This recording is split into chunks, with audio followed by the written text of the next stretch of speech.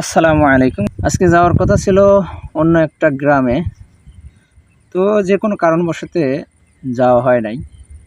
তাই ভাবলাম যে ছোটো ভাইকে নিয়ে একটা নিরিবিলি পরিবেশে যাই। সেই পরিবেশটা হলো আমাদের মাঠের মধ্যেই, হলুদগড় মাঠের মধ্যে আসলাম। ছোটো ভাইকে নিয়ে চলে আসলাম।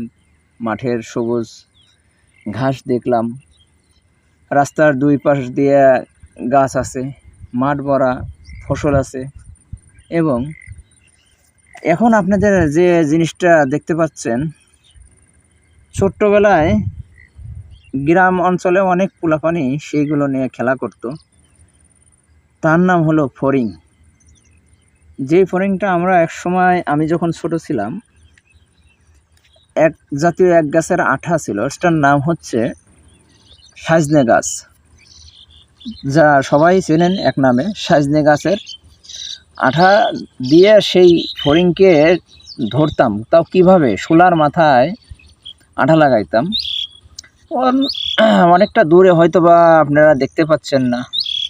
যাই হোক, এর পাশাপাশি আপনারা আরও শুনতে পাচ্ছেন যে পাখির কোলাহল এই গাছে আছে। আরেকটা জিনিস দেখেন, সূর্য তাপ কিন্তু অনেক। সকালবেলা একরকম, দুপুরবেলা আর একরকম, আর পরন্ত বিকেলবেলা আর এক রকম। এত সুন্দর স্মুথ সূর্য এই সময় ডুবন্ত ডুবন্ত ভাব।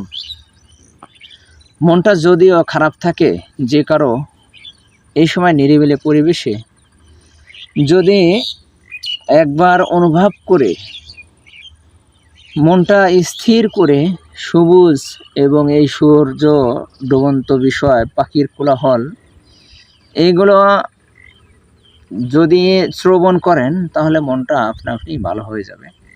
কেন নয়, এর পাশাপাশি আপনারা দেখতে পাচ্ছেন যে পানি, এই রাস্তার দুই ধার দিয়ে পানি আছে, খাল। পানিগুলো হচ্ছে এ কারণেই, বৃষ্টি আজ বেশ কিছুটা দিন আমাদের এলাকায় হচ্ছে। সামনে বর্ষা, এই বর্ষার মৌসুমে এক বছর ধরে এই বৃষ্টি হতো না। আল্লাহ এই বৃষ্টিটা দিয়েছে আল্লাহর রহমত স্বরূপ। এটা আসলে অনেকটা রহমত, যা অনেক বছর পরে এই বৃষ্টি চৈত মাস থেকে হচ্ছে। মাঠ ভরা ফসল হচ্ছে। ফসল যেটুকু আল্লাহ দিছে, এবার কৃষকরা সবাই খুশি, আল্লাহর প্রতি সন্তুষ্ট।